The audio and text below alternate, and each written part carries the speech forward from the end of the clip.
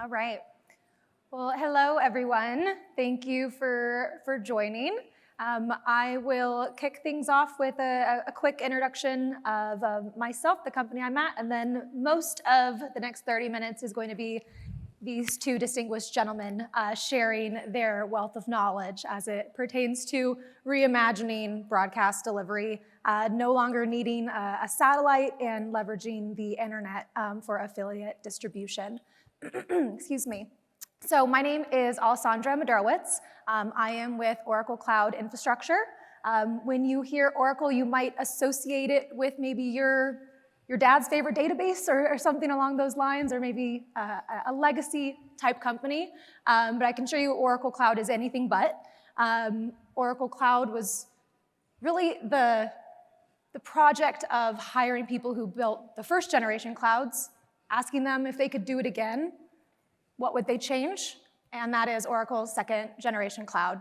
So with that being said, I'll pass it to the gentleman on my right to introduce themselves, a little bit about what they do.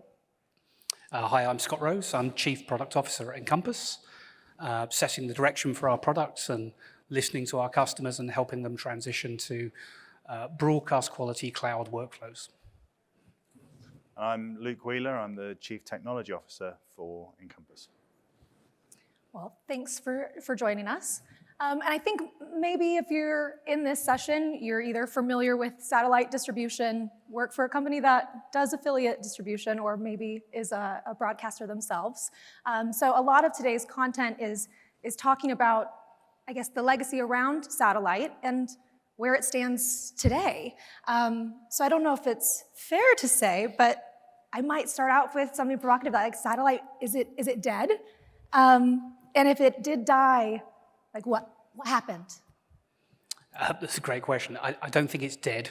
That would be unfair. People worry about things falling out of the sky shortly. No, satellite has its place. What's changed is that the use cases that we've been applying for satellite for decades are really challenged. So if you look at the kinds of customers who are distributing content to cable head ends, MVPDs all across the US, but also internationally, they have been using satellite as a reliable mechanism for delivering these high-value channels for 40, 50 years. But in the last few years, a number of things have changed for those businesses. The first is there are genuinely less locations to deliver to. This is not a direct-to-consumer satellite broadcast where you've got one to millions of viewers. You're delivering one stream to maybe a couple of thousand cable head ends. And as those cable head ends have modernized over the years, there's now less targets you have to deliver to. So now that makes the cost per target for satellite decrease. You're still paying the same satellite capacity cost, but you're delivering to less locations. It's also not a secret that most of those platforms are challenged for what price they can get for a subscriber, as there are many more methods to consume fantastic television. So therefore, the business model can't quite afford the premium, perhaps, that satellite demands. And perhaps the biggest impact in the last couple of years, particularly in the US, but this has also happened in Europe, is the 5G repack. And as a result of the 5G repack, which was to condense the C-band spectrum down to hand some of that space segment to mobile carriers, there is now 60% less capacity available for broadcasters. So when you add those three things together, we started to hear a very loud noise, which is, well, maybe satellite's not the right way to do this anymore. And surely in 2024, there's a more modern, flexible architecture to do this, bearing in mind that those satellite contracts are also normally 5 to 10-year commitments. And I'm not sure there's many broadcasters right now that have that conviction to know what they're going to need and the platforms they're going to need for the next 5 to 10 years. Everybody's looking for something far more agile right now. And that's where we turned our focus to actually harness internet and streaming technology to solve the problem. So, I mean, if I think back to 10 years ago of this conference as well, and 5 years ago of the streaming summit.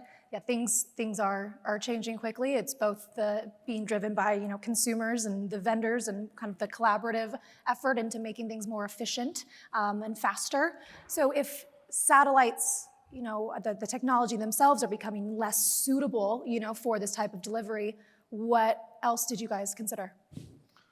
So the obvious alternative when you start to look away from satellite and terrestrial is kind of fiber, right? It's ubiquitous and it's something that we're very used to as a broadcast community anyway. The challenge is back to some of the things that Scott mentioned in terms of agility and commitment, and you've also got to build these rather large, complex point-to-point networks out to manage, so that you say, well, is there a better, more agile, flexible way? And you look at the internet, and if you take the internet, there's other things that we considered there in terms of, can you have the benefits of both? So could you take a kind of core managed fiber network and then use the internet for the kind of extremities of that? The challenge is that actually the extremities are probably the more vulnerable part, and actually the core of the internet is incredibly resilient and kind of self-healing. So that really didn't make any sense either. So then we said, okay, well, this needs to be a pure kind of internet offering, really, to reap those benefits of the flexibility and the agility. However, the internet is not designed to be completely, tolerant of not losing any packets of data or anything like that. So you can't just put a real-time signal out on the internet and expect it to arrive. So therefore, we needed another technology to help us ensure the integrity of those streams over the internet. So we looked at a few different technologies, things like SRT, ZXI, and we wound up actually in the end using the ZXI technology, as we found there was numerous benefits in that, in terms of the telemetry data that we would get from all of the destinations, as well as the kind of bandwidth management capabilities that has. Do actually have a diagram of what we ended up with as the final result. So we took the signals and we feed these into dual cloud regions to give us that robustness. They go into the Connect engines, and the Connect engines job is to scale that out and be able to take that signal and feed it to multiple endpoints and locations. The architecture needed to be highly resilient. It's a broadcast architecture, but it was built with the premise that at every point in this chain something could fail, and we have to allow for that. We can't rely on the fact that it's not going to. But then there's other benefits that came out of this. When we look at historically how things have been done with regards to things like blackouts and market switching, that was always done as a switch at the end, whereas this architecture enabled us to do that centrally, which again gave more resiliency to it. And the big win, as I say, was the telemetry, because for years we've relied on the fact that the receivers are getting the signal that you're putting out, but there was never really any way to properly validate that at scale. With this model, with Altitude Connect, we're actually able to see telemetry from every one of the end devices and ensure that the feeds are getting to where they need to get to. Yeah, it's true. Actually, for some of our customers, it's the first time they've ever seen their network.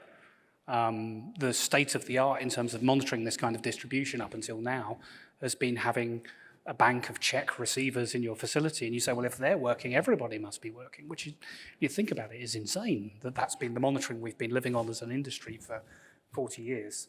But But now, we not only can we see as a service provider that the service is working, we can share that with our customers, so they don't get the affiliate phone call saying there's a problem. We're all staring at the same data, and then we can even do some nice things that we can see, because there's error correction in the signals we're sending.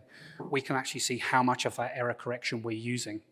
So at that point, we can see if a particular connection is poor, because we're using more and more error connections, so we can proactively contact that affiliate, that MVPD, and say, hey, let's work with you to improve your connection before we actually have a service impacting outage. And that's just the benefit of the protocol and the technologies we're using over kind of put it up into the sky and hope it gets there, which, to be fair to satellite, incredibly reliable, but also a bit of a strange method we've lived with for so long.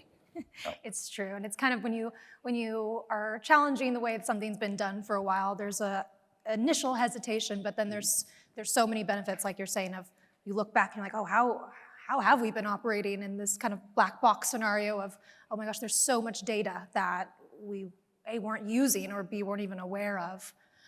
So kind of thinking about those customers, who is using this, and why?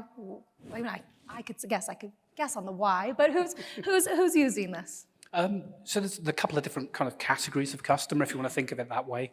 The obvious bulk of the customers who really like this are those who have a bouquet of channels, and they need to get them to multiple head ends, MVPDs at scale. These are the guys who are buying transponders and transponders worth of capacity today.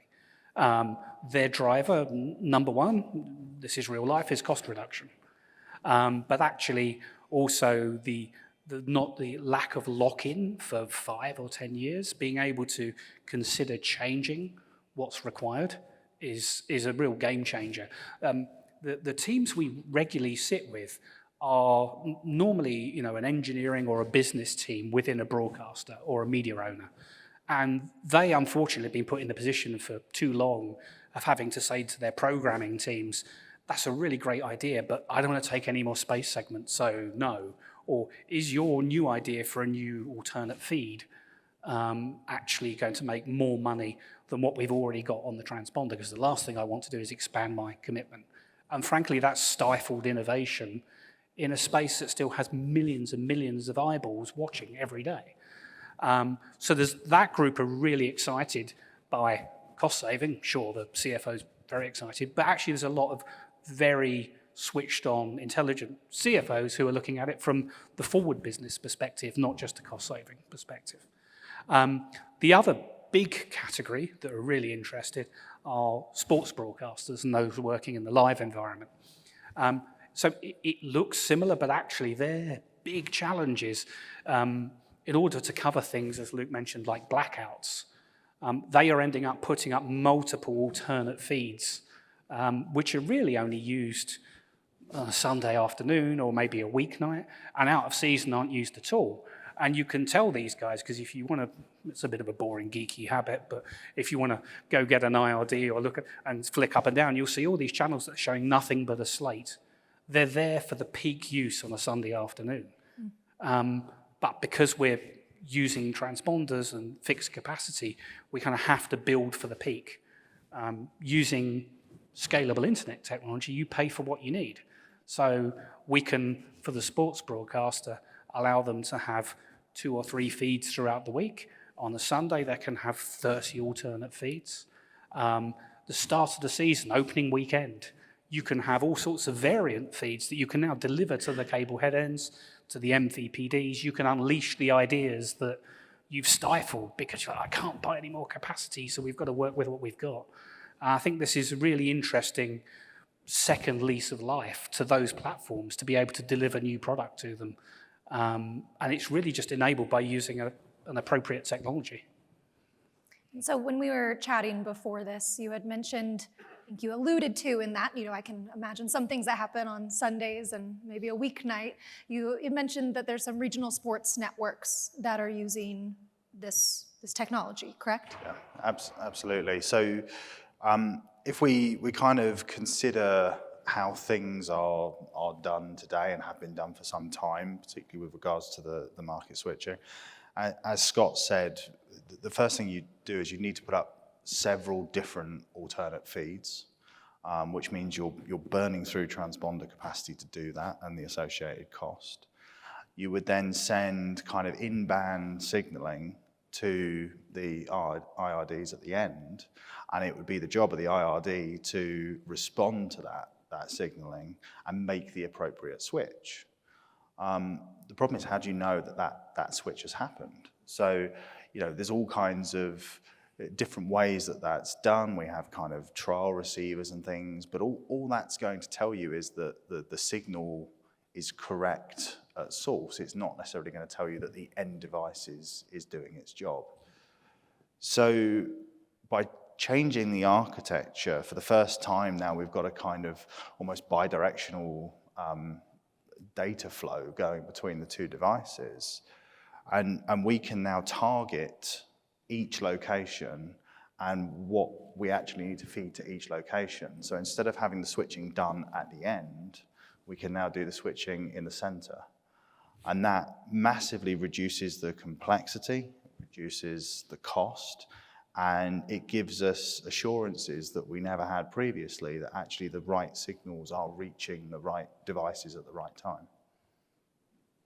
We have a bit of a diagram that we can show on that as well, for those interested. Yeah, so this is kind of a before and after view.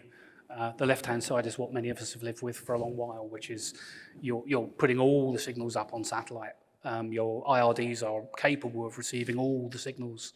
You pick and choose from them, and then you switch on the received device. Now, that might not be a physical IRD, it might be a piece of software now, but fundamentally, the critical frame-accurate switch is being done on 3,000 individual devices, some of which are in major head ends and some of which are in a mom and pop cable head end somewhere. And it's just a strange way to operate. And you can never really reassure somebody that those switches are absolutely happening and deal with the fact if they're not.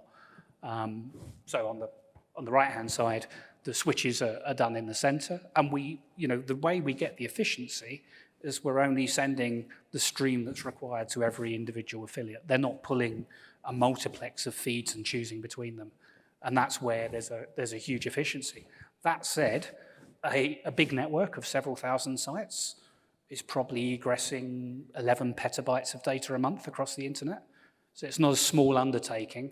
So building that resiliently at scale in the cloud takes a lot of engineering effort to be able to cope with those kind of loads. And that's only one customer network. So we're dealing with huge amounts of data even for a constrained user group like a set of MVPDs or affiliates. And also a really important thing to us was, how do we enable this transition in a kind of seamless as possible way? So one of the things we've done is we found that in most use cases, actually we can use existing equipment that's in the field. So we can take the existing IRDs that are out there in all the affiliates, which might be hundreds or thousands of sites. You don't necessarily want to replace all of that. And we can change those devices to, instead of looking at the RF feed from the satellite, you're now going to look at the IP feed and decode the signal coming in that way instead. And then by using the current kind of set of standards, so things like SCTE 35, SCTE 224, and the ESNI standard that's used for the market switching today, we've employed those same standards in Altitude Connect. So all the market switching, the data that's feeding into that doesn't have to change. And crucially, our customers' workflows, the affiliate workflows, can remain as they are, even down to the level of encryption. So we will take the feeds, we'll encrypt them as part of Altitude Connect anyway. But if there's existing encryption on the signal, that's transparent to us. So we'll layer our encryption over the top of that. But then when it gets to the receive side, we just take our encryption off and it's back to the original signal again, which means that, again, customers can use their existing kind of affiliate management systems to do all that entitlement without having to change anything on their side. Sure. So it's really easing the adoption of maintaining some sense of normalcy or not having to, reconfigure everything, but being able to, like you said, have not only cost benefits, but also forward-thinking innovation and a new way to deliver content with more data. To be a little bit of a devil's advocate here, where doesn't this work? Why wouldn't, or where wouldn't this be an opportune place to use this? Yeah, I mean, product marketing, I'm meant to say, no, it's amazing, works everywhere, but I've never been one for lying. So really the use cases are there still that the number one thing is, as much as the internet is very pervasive, there are still parts of the world that struggle. And I think in those parts of the world, certainly across Africa and other locations, for now, it's not a perfect fit, depending where those affiliates are located. But again, we're not going to bet against the pervasiveness of the internet to get to all these locations. So again, that's why the fiber solution would be horrendous if you try to manage a private fiber network. So certainly that's one consideration. And also there is an upper limit. If you really do want to send a single signal, that was a tricky one, to multiple sites, like thousands and thousands, like 10,000 sites, that's the use case for broadcast, multicast. That's one to many. It's what it's super efficient at, which is why it's not dead. But for most of what happens in the affiliate market in the US, distribution across Europe, this is a really great solution. But, hey, we can do the satellite piece as well, so we're not overly worried if there's a bit of fill-in on other platforms we've got to do. Sure. Well, I recognize we're kind of coming up on time here, and so I just want to open it up to the folks in the audience. If there are initial thoughts, questions, any sort of, feedback on either the diagrams you've seen or the approach that Encompass has taken. Who needs another coffee? Please. Describe some of the evaluation of different protocols as we thought about creating a service around transport over IP versus satellite. What were the pros and cons that you considered? What were the alternatives? I think you mentioned SRT as another. Well, how did you land on Zixi versus another approach? Sure, good question. I think, the two main candidates were obviously kind of SRT and Zixi, and the main reason for that was their ubiquitous nature in the devices that are already out there. So we needed any protocol we use to be able to be supported by the end devices. On comparing the two protocols, there were some definite advantages to Zixi over SRT for a number of use cases. So if you had to dial in a particular latency, for example, if latency was a big concern, we had kind of finer controls over that with Zixi than SRT. And the other big one for us, Encompass is a managed service provider, and having the telemetry that we got back from the remote devices via the Zixi protocol for us was the big win there. Yeah, I mean, you equally can't undervalue the brand recognition of Zixi in the market. It sounds like a strange technical feature to have, but actually when we're going into cable head ends and, some head ends still take a bit of convincing that you can deliver this way, they've all heard of Zixi, it's a name that they trust, and that's really useful for us during this rollout process. We're not presenting something nobody's ever heard of before. So it's kind of a soft benefit, but it's been really useful as we're rolling out these large networks. Sure. And I could, please. Oh, no. I was going to say, if no one else has questions, I can keep going, but I would love to hear from you guys. Just a quick one. I'm curious about the thought process behind your implementation on the Oracle Cloud. Mm-hmm. So I think we did not plant that question. No, it does not work for Oracle, apparently. They've been really sharing the inside working for us. I'm not going to do Oracle's amazing. The other guys, we've worked with lots of clouds over the years. We continue to do so, probably much to the frustration occasionally.